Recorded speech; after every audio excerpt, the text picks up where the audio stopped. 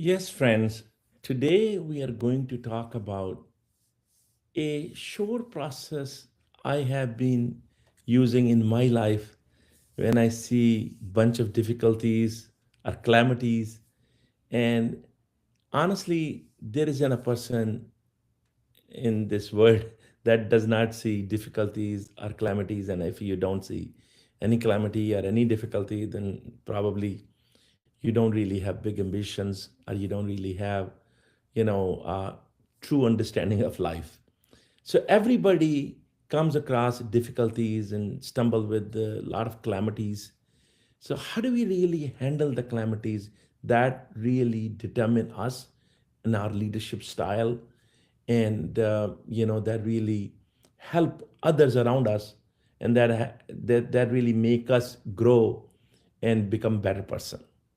So I've seen a lot of time when we have a difficulty, we try to avoid it. We try to close our eyes from it.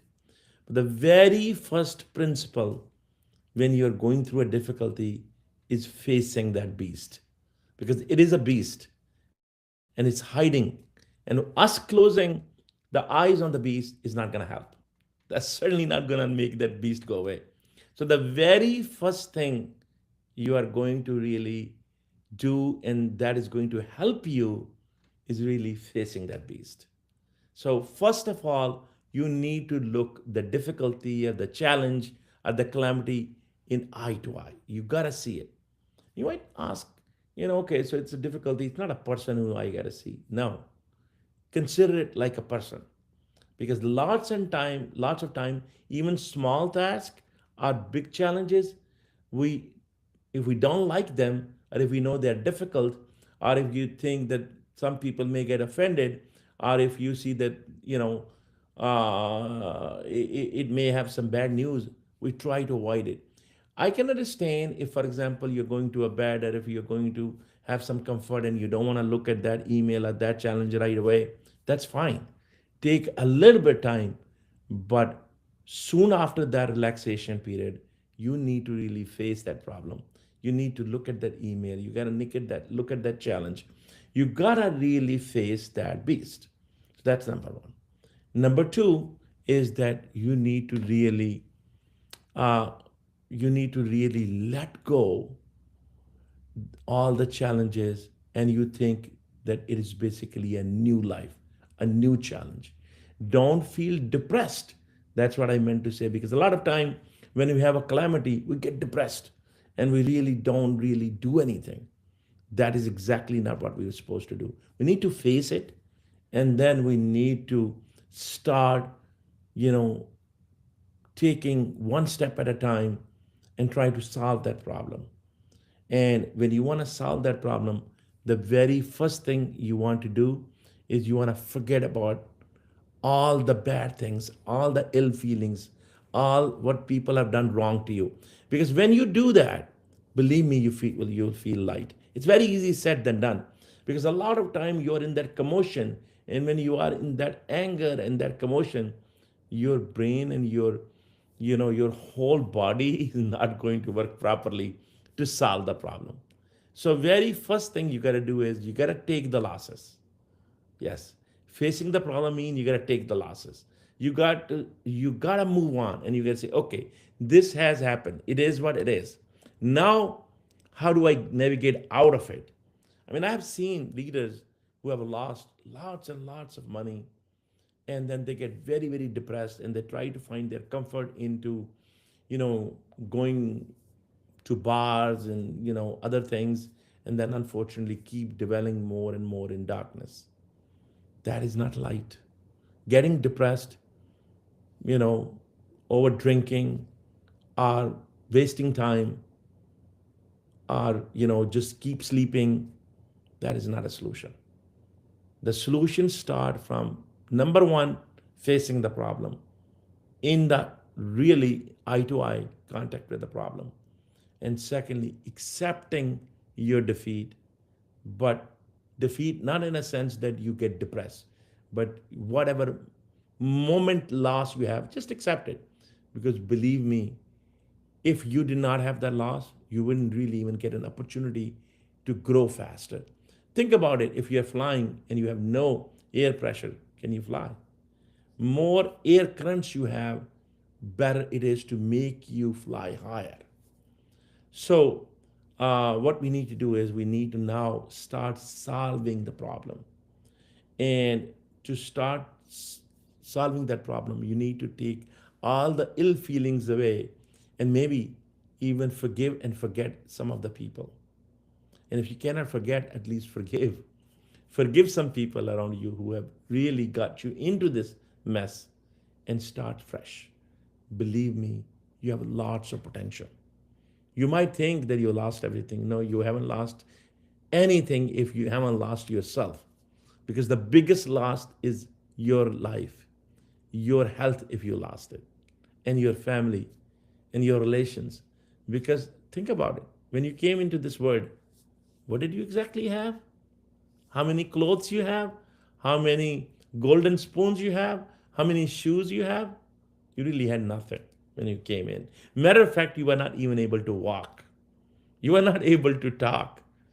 You were not even able to, communicate or eat yourself or feed yourself or clean yourself.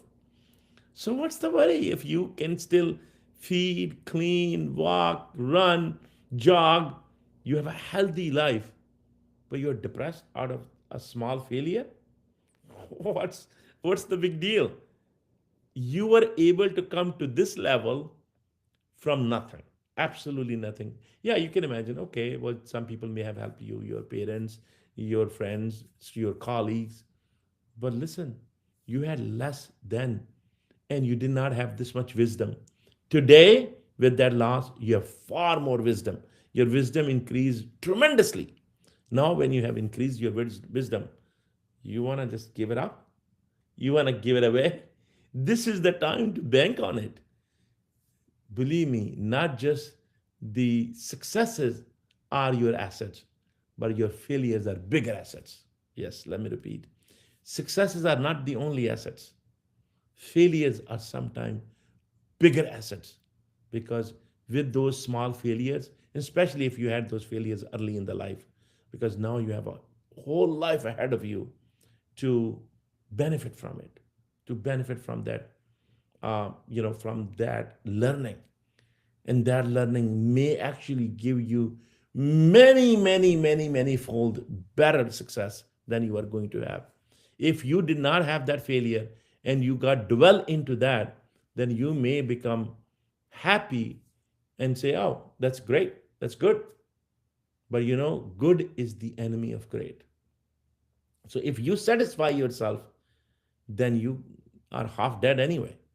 But it's good thing that you had a loss because you were able to humble yourself, step back and learn. And now you may think again in your planning your next task. So one of the major learning I have seen is people sometimes have a very very good handle on the top line. They have a very good handle on the revenue, which is very difficult to get. A lot of time people don't have revenue and they fail. But sometime, or actually most of the time, people have revenue, but they fail more. Why? Because they do not understand the difference between revenue and net profit. Yes, yes, I know what I'm saying. Revenue and net profit, because a lot of time people confuse revenue with profit. Revenue, clearly, I mean, you may say that I'm naive saying that. And the person who doesn't know that, and I have met leaders who will not admit it, who will not say it, but the reality is, especially, Gen Z entrepreneurs. Gen Z entrepreneurs understand revenue game very, very well. But believe me, most of Gen Z do not understand the bottom line or the net profit gain. Yes, they don't. Because they look at, oh, they take it, oh, this is how much I sold it for, multiply, and then give a straight line, and then they project their revenue from millions to billions in a matter of days. It doesn't work that way. And that's where the experience comes, handy. Because people like me have gone through those losses. They understand the difference between revenue and net profit. Because from revenue to net profit, there are lots of very, very tedious, or I shall say, ugly steps. You have to procure, you have to convert, you have to manufacture, you have to provide service, you have to do lots of things. And at every single step, you need to apply Six Sigma, continuous improvement, lean processes if you really want to be profitable. Otherwise, I have seen when you do not have a good appreciation of net profit and the bottom line, then you basically are keep having a big hole in your bucket that it's coming in from here and it's keep going from here. So even though you have a lot coming in, and since you didn't even know that there is a hole in the back, you are actually in a negative hole. You have a huge revenue, but you actually have a lot more liability than the than the net profit. So this is the reason it's very, very important to not only look at the top line, but look at the bottom line. And this may be, it wasn't possible without you stepping back and learning the harsh lesson that there are lots of liabilities that you have to deliver before you can call it net profit. And a lot of time you do not have a very good appreciation of the entire process map, that how many echelons you have to deal with and you have to deliver. You have A, revenue, and you have to deliver C, and then what is the reality of that C, and do you really have a net profit? And that is exactly what you need, because a lot of time people end up spending too much money in marketing. They spend too much money in general administration, in advertising, in mealing and dealing and traveling, and there are lots and lots and lots of other things Hassan they end up DHI or spending money, Hassan? and where they should not spend money. So there are lots of things very, very important to control, to make sure that it is really not the revenue but the net profit. And then, not, you gotta take the front end on its own value and the back end on its own value. You cannot say, oh, because I believe that I have very high margin business and now I don't have to focus. That's very wrong thinking, because it does not take very long to become the back end, which is look solid, but it becomes very weak. The back end leakage are so real and so not obvious. So if you have a top line approach, which means the revenue focus approach, and most of the people, entrepreneurs, are revenue focused, and then they use third party for the bottom line and for the deliveries, for services. And then not only the spend, but the quality of service, because you're going through third party, are not controlled very well, because you don't have a quality assurance people who are focused on quality assurance, and you never thought of it that there will be a quality assurance needed. Then you didn't think of it that there you need a proper legal contract for all the third party. You didn't have that cost in mind. You didn't have the quality assurance people in mind. You didn't have the proper quality inspectors in mind. You did not have the proper packaging and logistics in mind, because you were thinking you're going to deliver in a certain time, but you're delivering in another time. So there are lots and lots of other cost, accounting, finance, AI, modeling, all those things which you did not count. Now, these are the real beast you have to deal with. So this is the time for you to proper plan, and proper plan with the right process map. And if you are not the right person to draw that process map, because you haven't really dealt at each echelon level of that supply chain, then maybe you hire a supply chain person. See, that's another cost you didn't think of. So this is the reason I might say that you may have challenges, but there are opportunities hidden under the challenges. And like they say, there is always an opportunity under a challenge, and they are always here apart. It's very important that we see it. I can give you many examples, but I give you a quick example of Prophet Job, Job, or Ayub. In Arabic is Ayub, and in Biblical farm is Job, a Job, Job. He was very wealthy man, and he lost all of his wealth, and then actually he had 10 or 11 sons and some daughters. I mean, you can read the whole biblical story, and the story is actually in history, in Bible, in the Old Testament, in Quran, in many places. What happened? He actually lost his all wealth and his family except his faithful wife, and he was so wealthy that so many people were working for him all around. 724. And then came a time that he actually lost all of his wealth, and then he has a skin disease which he was not able to work, and people were thinking that they will get this disease if they go near him, so they won't give him any work. Now his wife was working, and they even started staying away from the wife, and now wife has to work in another town where they didn't know that is Ayub's wife. And then even then they found out, and he was, they had no livelihood left, even not through his wife.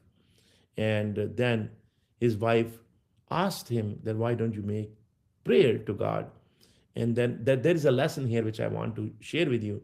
That he made a prayer, and what he said is, in Quran it says, وَإِيُّوبَ إِنَّ دَا رَبَّهُ أَنِّي مَثَّنِيَ الضُّرُّ وَأَنْتَ أَرْحَمُ الرَّاحِمِينَ. Oh God, the affliction has touched me. He didn't cry, oh my God, I had so much wealth, and now I have, some people say 10 years, some people say 18 years of this poverty, extreme poverty. I was extremely wealthy. Now I have extreme poverty, and I have lost all of my, wealth, my honor, my respect. And, but instead, he didn't say that. He said, affliction has touched me, because he was a grateful person. He knew that God has given him so much. He shouldn't be unthankful when he has this affliction, he has this test. So he said, oh God, the affliction has touched me, but you are most merciful. You are most merciful. That's all he said. And then God told him, okay, you can, go to your backyard, and there is this uh, type of small bush, and take that bush and take water from different, wells, because there were some minerals. Look, God could have said, kun fayakun, mean, okay, done, you're great. Everything will be solved. He didn't say that. God told him to use a methodology. That thing was already there in his backyard, but he didn't know. See, what I'm trying to share with you is, lots of time we have resources, but we don't have the appreciation of those resources. We have resources right in our backyard, but we don't have appreciation. And so by God giving this, this direction to him, what I honestly think is, all the time, everything in the universe has a science, has a method, has a reasoning, rational. And that's what God wants us to follow, a methodology. And he wants us to learn and grow through methodology, not just, okay, say it and it will be done. No, he wants us to. And the fact he told Ayub that you have, that medicine right in your backyard, that tells us that we sometimes have opportunities right in our backyard, but we don't see it. And then he is asking him to get water from different wells. He could have put blessing in one water. No, saying that you got to make an effort, take some different minerals, and then he took shower from that, and then that medicine became very popular and all that. To make a long story short, that A, you need to face the beast, the challenge. B, you need to forgive all those who are around you. So God forgive you, and then you are clear headed. And C, and then you need to plan and don't repeat the same mistakes. If you have not understood your flaws, then unfortunately you're going to continue. You didn't learn, and that was not the purpose of this test. And then when you learn, also look at all the resources you have around you, and how best you can utilize these resources. May God bless you all. Thank you.